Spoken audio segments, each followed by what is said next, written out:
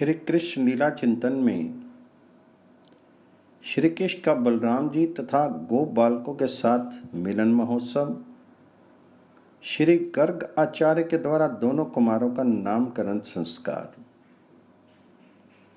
नंद प्रासाद के अंतर्गत श्री रोहिणी का आवास गृह है, किंतु उस गृह की रचना इतनी कौशलपूर्ण है कि किसी आगंतुक के लिए हठात उसके अंतर्देश में होने वाली घटना का संकेत पा लेना असंभव नहीं तो अत्यंत ही कठिन है। इसलिए यद्यपि यशोदानंदन के आविर्भाव के पूर्व ही रोहिणी तनय का जन्म हो चुका है, फिर भी अंतरंग गोप गोपांगनाओं की अतिरिक्त अन्य सर्व व्रजवासियों ने उन्हें देखा तक नहीं है। और तो क्या, जिस दिन रोहिणी तनय भूमिष्ठ हुए उस दिन तो केवल नंद उपनंद आदि गोप, यशोदा उपनंद पत्नी आदि गोपांगनाएं, निकटतम ब्रजेंद्र परिवार तथा नाल छेदन करने वाली धात्री एवं जात कर्म संस्कार करने वाले ब्राह्मण ही जान पाए थे, देख पाए थे कि वसुदेव पत्नी रोहिणी जी ने एक अतिशय सुंदर शिशु प्रसव किया। उस समय उस शिशु की शोभा देखते ही बनती थी। समुदय चंद्र के समान तो उसका मुख है, विद्युत रेखा जैसी शोभा नेत्रों की है। उनके सिर पर नव जलधर कृष्ण केश हैं। समस्त अंगों की आभा शारदीय शुभ्र मेघ के समान है। वे सूर्य के समान दुष्प्रधर तेजशाली हैं। ऐसे परम सुंदर बालक को श्री रोहिणी ने जन्म दिया है। बालक का इस तरह शोभा संपन्न होना सर्था उपयुक्त ही है, क्योंकि यह अस्थि मज्जा मेद मांस निर्मित प्राकृत शिशु नहीं है। ये तो परम दिव्य बालक है। बालक भी कथन मात्र का ही, वास्तव में तो स्वयं भगवान ब्रजेंद्र नंदन का ही अनंत शेष नाम से अभिहित रूप ही बालक बनकर आया है। जिस समय रोहिणी तनय का जातकर्म संस्कार होने लगा, उस समय ब्रजेंद्र गहनी मन चाहा उत्सव भी नहीं मना सकी, क्योंकि श्री वासुदेव ने ब्रजेंद्र को अत्याधिक सावधान कर दिया था कि बालक के जन्म की बात सर्वथा गुप्त रखी जाए, अन्यथा राक्षस कंस के द्वारा बालक एवं उसकी जननी के अनिष्ट की पर्याप्त आशंका थी। इसलिए श्री रोहिणी तनय के दर्शन का अवसर सबको नहीं मिला था, किंतु अधिकांश ब्रजपुरवासी जानते अवश्य थी कि रोहिणी जी पुत्रवती हो चुकी हैं। इसके पश्चात नंद नंदन का जन्म हुआ। तब से तो ब्रजवासी मानो ये भूल से गए थे कि रोहिणी तनय को भी किसी दिन जाकर देखाना है। उनके नेत्र नंद नंदन की छवि से ऐसे भर गए थे कि अब प्राय अपने पुत्र के स्थान पर भी रह रहकर उन्हें नंद नंदन की स्फूर्ति होने लगती। किसी गोप विशेष की बात नहीं, न्यून अधिक सबकी ऐसी दिशा होती जा रही थी। यहाँ तक कि समस्त ब्रजपुर में दर्शन एवं श्रवण के एकमात्र विषय नंद नंदन ही हो गए थे। यह भी एक कारण था कि ब्रज में रहकर भी रोहिणी नंदन गोप साधारण के समक्ष अब तक नहीं आ सके। अभी तक अग्रज रोहिणी तनय एवं अनुज यशोदानंदन का भी परस्पर मिलन नहीं हो सका था।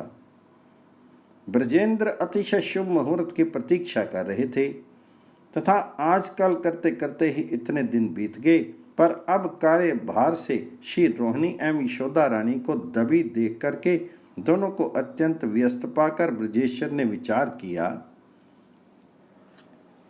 इन दोनों बालकों को अब अलग अलग न रख करके एक घर में ही सर्था साथ रखना चाहिए, क्योंकि इनकी माताएं स्वयं ही दोनों पुत्रों का लालन पालन करना चाहती हैं। सचमुच ऐसी लालसा रखने वाली ये माताएं धन्य हैं। इन दोनों की परस्पर एक दूसरे के पुत्र में आसक्ति होगी। रोहिणी जी यशोदानंदन को एवं ब्रजरानी रोहिणी तनय को अतिशय प्यार करती है, पर साथ ही दोनों में ही ये व्यसन है कि आवश्यक गृह कार्य का संपादन भी स्वयं करना चाहती हैं। ऐसी अवस्था में उन दोनों के लिए दोनों बालकों की एक समय में अलग अलग देखभाल करना समुचित रूप से संभव हो ही नहीं सकता। ब्रजेंद्र ने अपना यह विचार ब्राह्मणों पर प्रकट किया। फिर देर क्या थी, शुभ मुहूर्त निश्चित हो गया। बाजे बजने लगे, ब्रज सुंदरियां मंगल गीत गाने लगी, ब्राह्मण सस्ती वाचन करने लगे। तुमल जय जय ध्वनि के साथ रोहिणी नंदन मणि पर्यंक पर विराजित यशोदानंदन के पास पधारे। दोनों माताओं ने दोनों भाइयों का मिलन करवाया।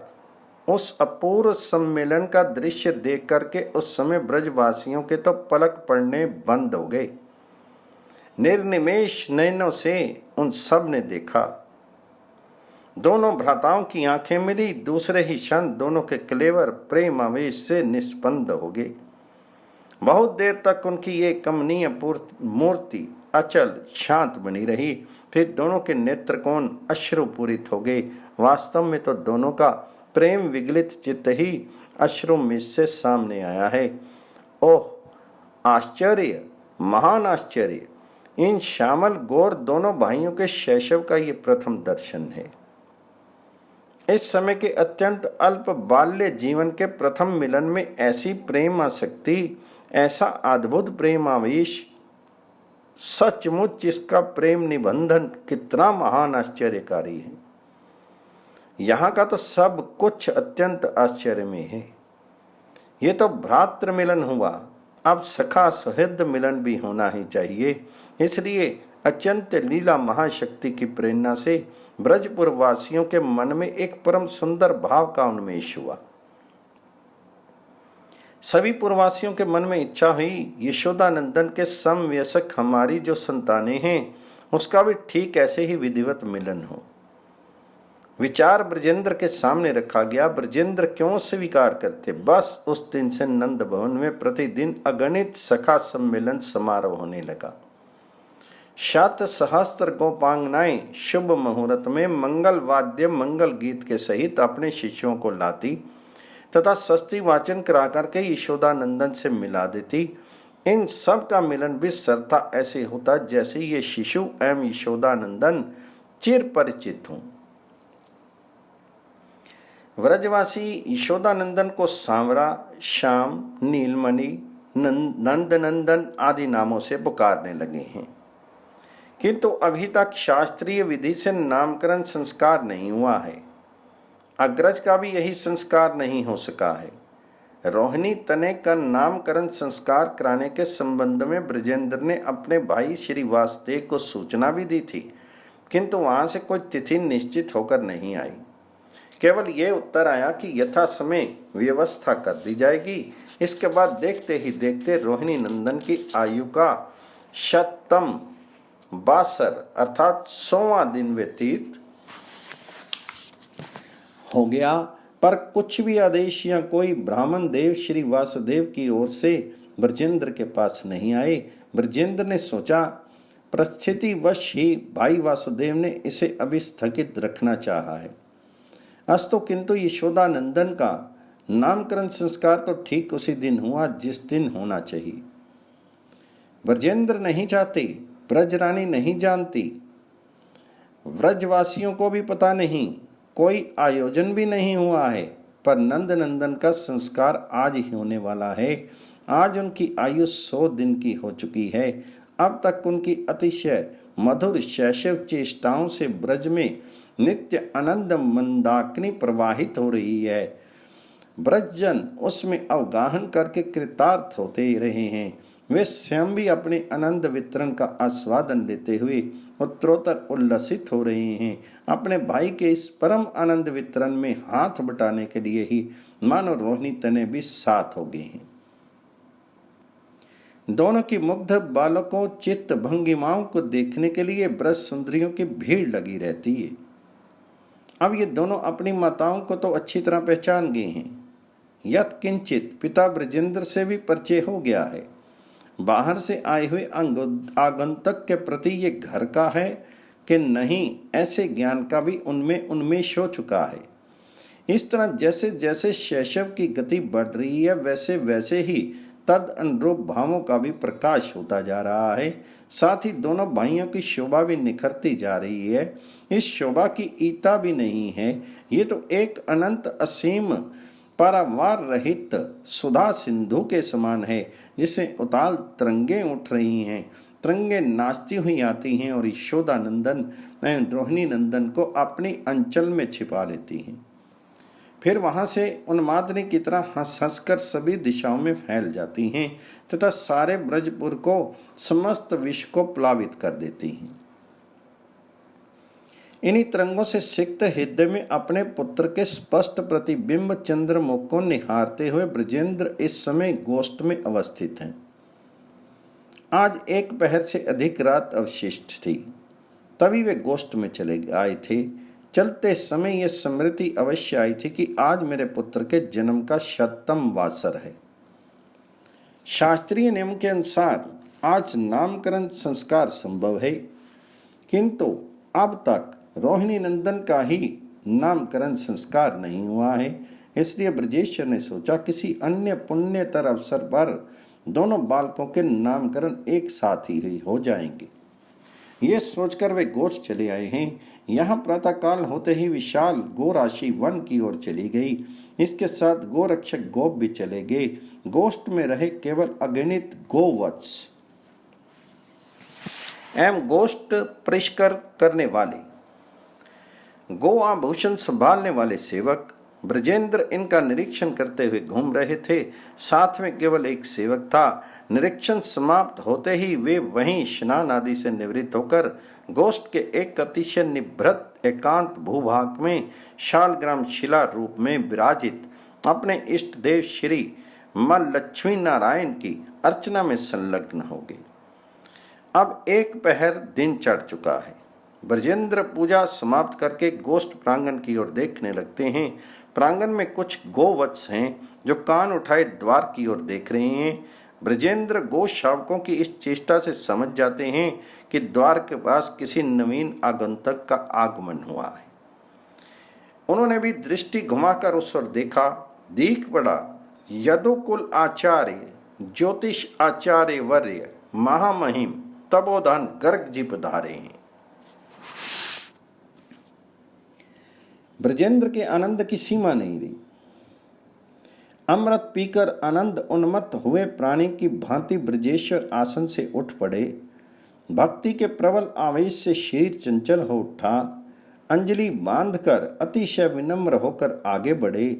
तपोधन के चरणों में दंडवत गिर पड़े। ब्रजेश के मन में रंचक मात्र भी संदेह नहीं। वे सर्वथा असंदिग्ध चित्त से ऐसा अनुभव कर रहे हैं भगवान इष्ट देव श्रीमन नारायण ही तपोधन गर्गाचार्य के रूप में पधारे हैं। इस भावना से परिभावित हुए भाव की तरंगों में डूबते उतराते नाना मनोर्थों की मधुमयी कल्पना करते हुए महाराज नंद ऋषि की पूजा करने लग जाते हैं। ये नियम है। अंतर हृदय का तरल भाव जब बाह्य क्रिया के रूप में मूर्त होने लगता है तब भाव का प्रवाह शिथिल पड़ जाता है। उस समय भाव रूपांतरित भी होता है। यही हुआ।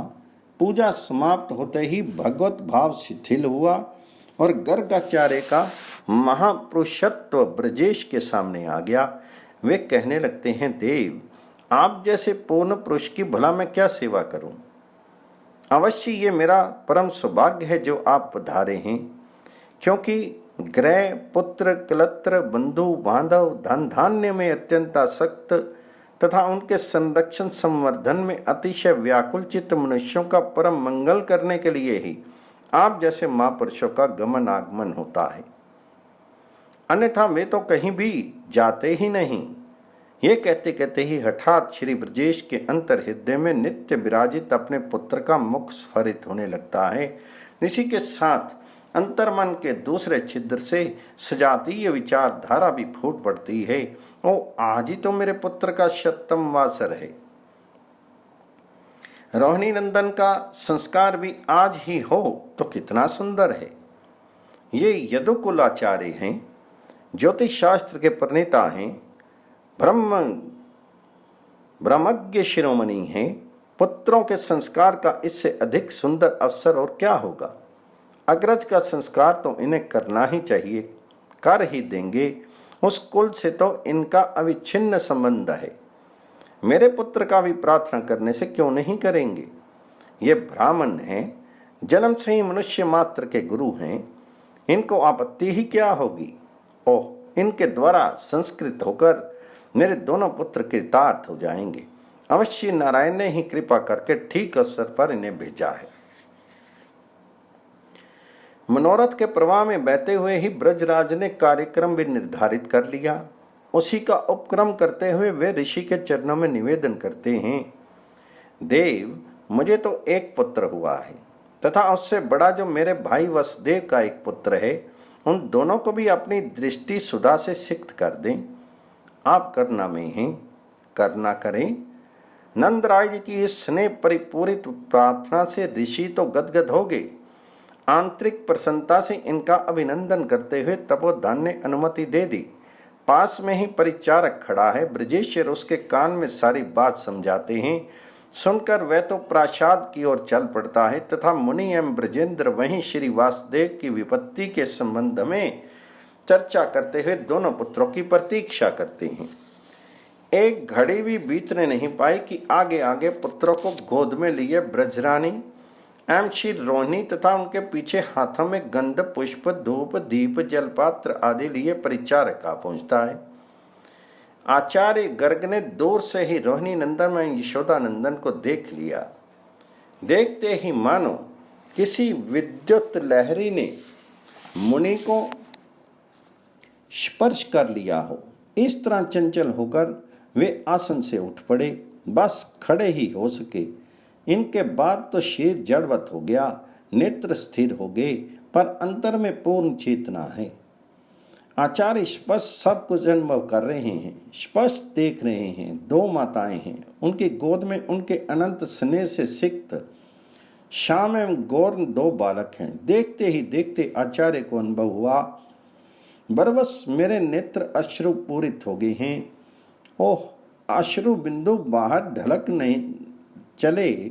गर्ग ने अपनी समस्त इच्छा शक्ति बटोर करके प्रयास किया, किसी तरह स्थिर नेत्र एक बार चंचल हो जाएं, एक बार ऊपर नीचे टंगी हुई पलकें परस्पर मिल जाएं, अश्रु बिंदु रुद्ध हो जाएं, बाहर ना निकले, किंतु ना तो नेत्र हिले और ना पलके पड़ी। अश्रु वाली धारा बाहर की ओर बह चली। तपोधन उन्हें रोक नहीं सके। ब्रह्मविद शिरोमणि गर्ग के नित्य प्रकाशित अंतरात्मा में उस समय एक अभिनव प्रकाश का उदय हुआ। उस प्रकाश से आलोकित आचार्य का मन नंद नंदन को देखता हुआ उद्भावना करने लगा। ओह, ये क्या देख रहा हूं?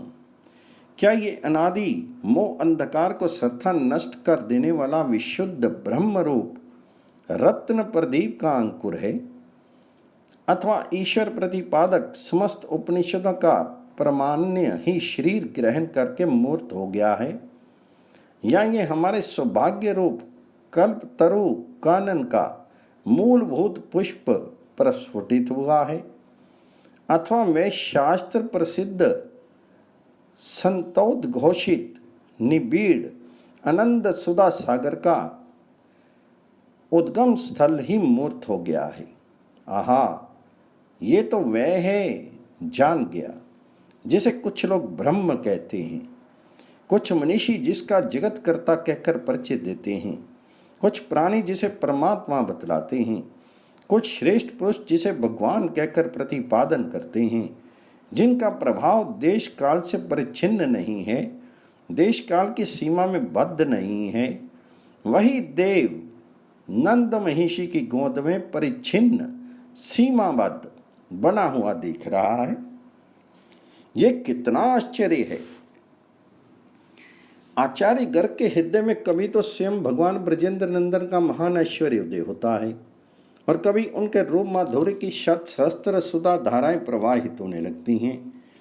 ऐश्वर्य उन्मेष के समय आचार्य नंद नंदन के चरणों में लुट पड़ना चाहते हैं और जिस क्षण माधुर्य का विकास होता है उस समय यशोदानंदन के महामरकत द्युति कलेवर को हृदय से लगाने का मनोरथ करने लगते हैं।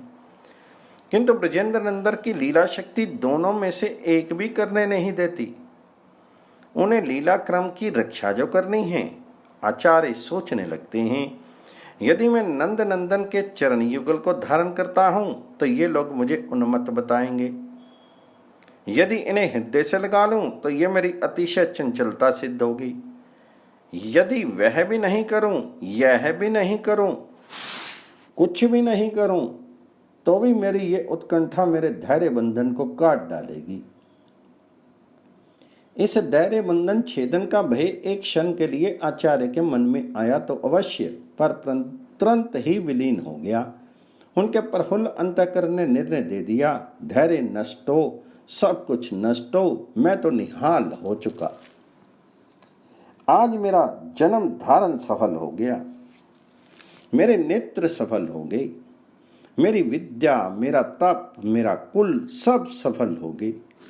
मैं कृतार्थ हो गया, अपने पुरुषार्थ से नहीं, मुझे तो कृतार्थ किया है यदुकुल की आचार्यता रूप भगवती ने।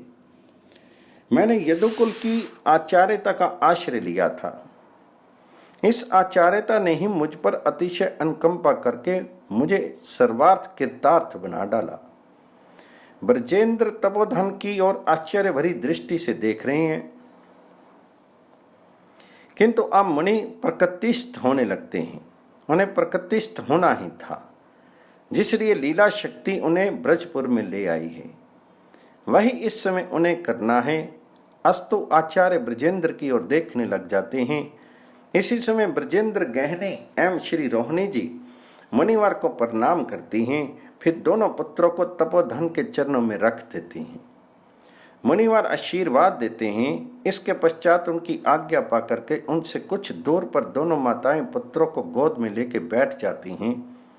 अब अतिशय विनम्र शब्दों में विनय पूर्वक ब्रजेंद्र आचार्य से दोनों पुत्रों के नामकरण संस्कार कर देने की प्रार्थना करते हैं, किंतु मुनिवर स्वीकार नहीं करते। वे कहते हैं कि यह संस्कार अपने कुल गुरु से करा लेना चाहिए। हाथ जोड़कर ब्रजेंद्र ने आचार्य के सामने जन्मना ब्राह्मणो गुरु, अर्थात जन्म से ही ब्राह्मण सबके गुरु हैं, की युक्ति रख दी।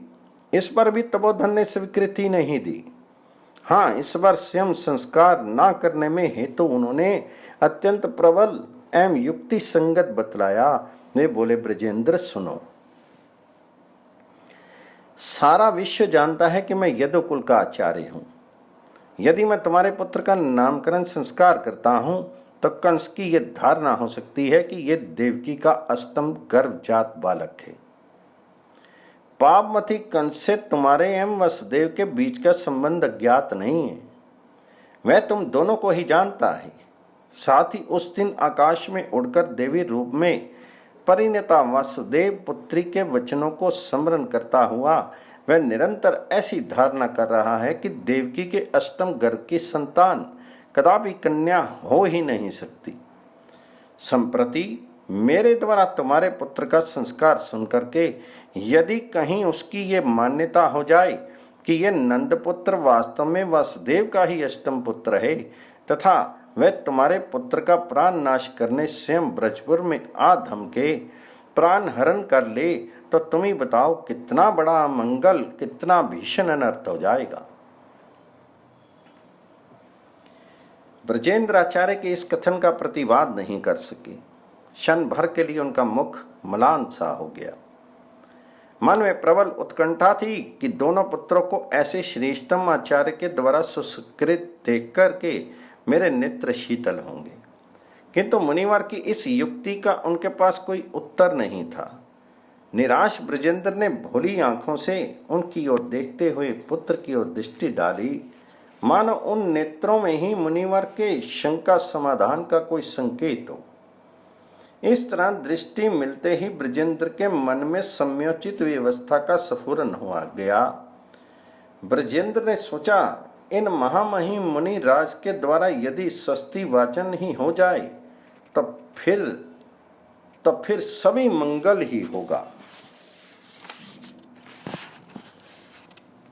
इस विचार से पुनः हाथ जोड़ करके वे आचार्य से प्रार्थना करने लगे, गुरुदेव आपका संगी अनंत मंगल में है, इसलिए इस निर्जन गोष्ठ में मेरे अंतरंग गो बंधुओं से भी सर्था अलक्षित केवल षष्ठी वाचन पूर्वक मेरे इन दोनों पुत्रों का द्विजाति संस्कार, रोहिणी नंदन का क्षत्रियोचित, मेरे पुत्र का वैश्योचित नामकरण संस्कार कर दें।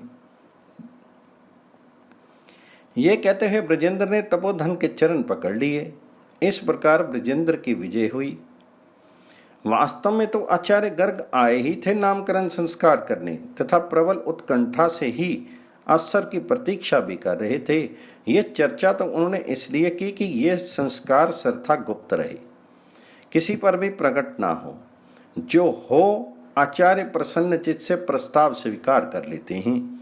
अनादिकाल से अपने शुद्र संकल्प से जो अपने भीतर ही नाम रूपात्मक अनंत विश्व ब्रह्मांड के सृजन पालन संहार की क्रीड़ा कर रहे हैं, एक में ही जो अनंत नामों की सृष्टि करके खेलते हैं तथा खेलते हुए ही उन नामों को पुनः विलुप्त कर देते हैं, उनका नामकरण संस्कार तो परम दर्शनीय, पर उसे उस समय देख सके केवल ब्रजेंद्र, ब्रजरानी, रोहिणी, गर्गाचार्य, वह वड़भागी नंद परिचारक एवं अंतरिक्ष में अवस्थित देवगण। स्वयं भगवान ब्रजेंद्र नंदन की यही इच्छा है। अस्तु आचार्य षष्ठी वाचन समाप्त करके प्रथम रोहिणी नंदन का नाम उल्लेख करते हुए कहते हैं, ब्रजेश्वर, ये रोहिणी नंदन अपनी अपरिसीम सद्गुण राशि से समस्त सहर्द वर्ग का प्रीति संपादन करेगा, इसलिए इसका एक नाम राम प्रसिद्ध होगा। और सुनो, ये अत्यंत बलशाली होगा, इसलिए लोग इसे बल भी कहेंगे। इसका एक नाम संकर्षण होगा। ये नाम इसलिए कि यदुकुल एवं व्रजकुल दोनों के प्रति इसके मन में समान बुद्धि होगी। यदुवंशी वासुदेव का पुत्र होकर भी ये तुम्हें भी अपना पिता समझेगा। दोनों कुलों का आकर्षण करते हुए इसके मन में एक समान संबंध की भावना जागृत रहेगी। ये तो हुए रोहिणी नंदन के नाम। अब यशोदानंदन के नाम सुनो। देखो, तुम्हारा ये बालक सत्य, त्रेता, द्वापर, कली इन चारों युगों में ही प्रकट हुआ करता है। इससे पूर्व ये शुक्ल, रक्त, पीत रूपों में अवतीर्ण हो चुका है, किंतु इस बार कृष्ण काले वर्ण में आया है, इसलिए इसका एक नाम कृष्ण होगा।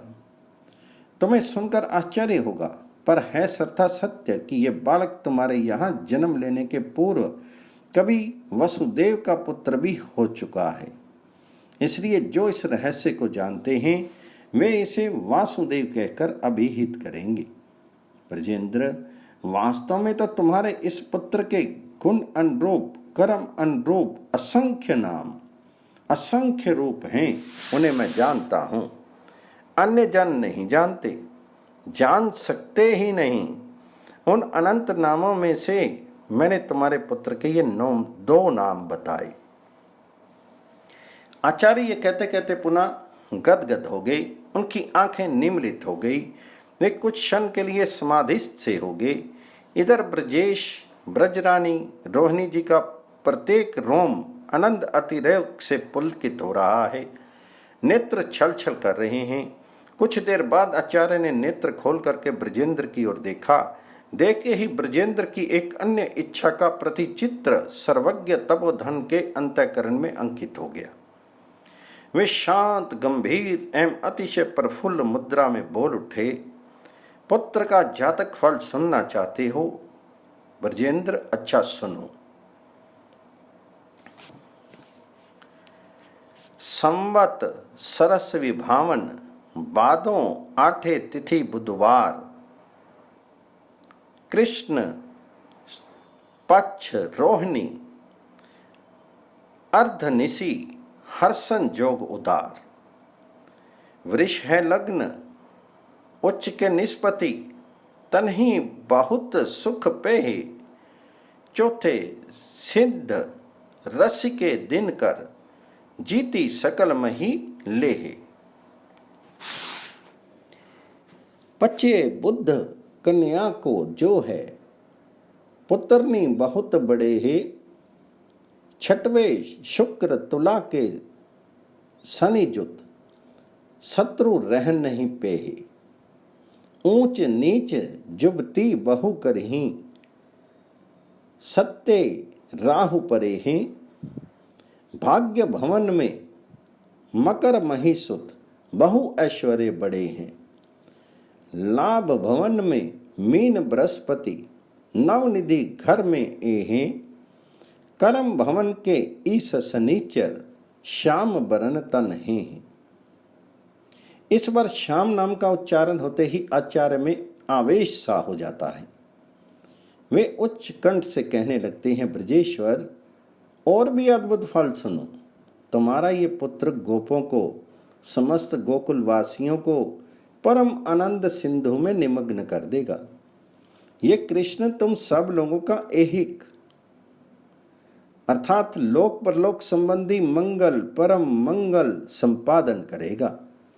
कृष्ण का अवलंबन करके तुम सभी अनायास ही समस्त विपत्तियों को पार कर लोगे। ब्रजेश्वर, इसके पूर्व जन्मों से संबंध एक बात तुम्हें सुनाता हूं।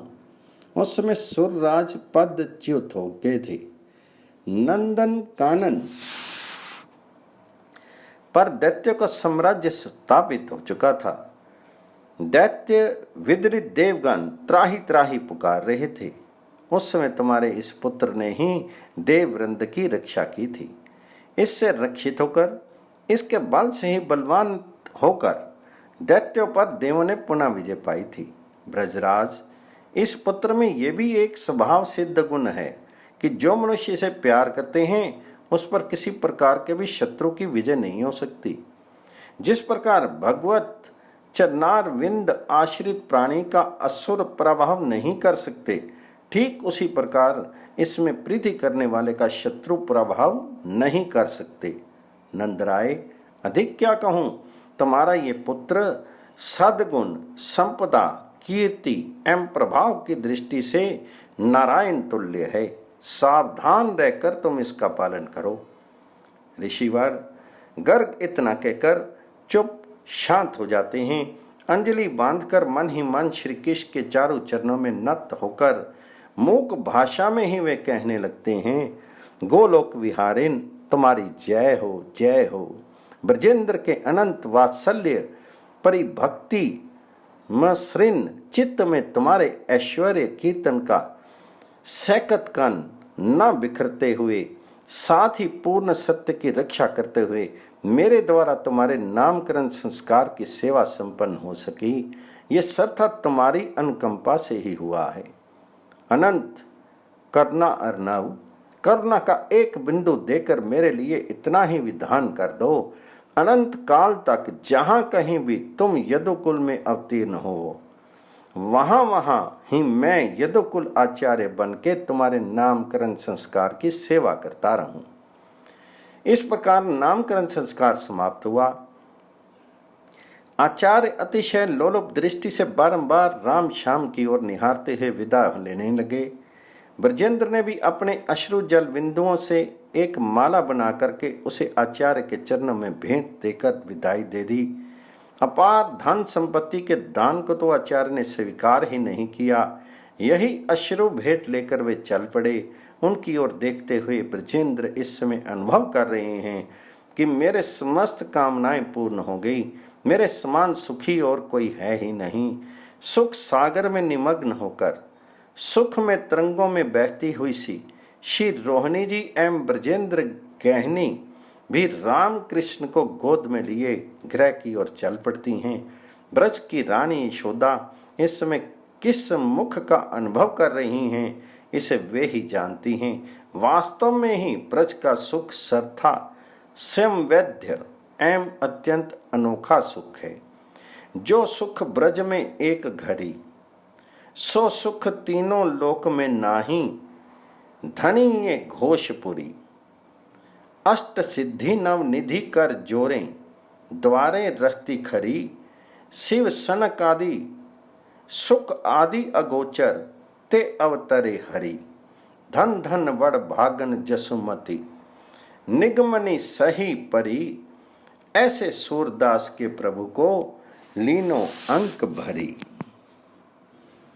श्री कृष्ण कन्हैया लाल की जय। नंद के गोपाल की जय।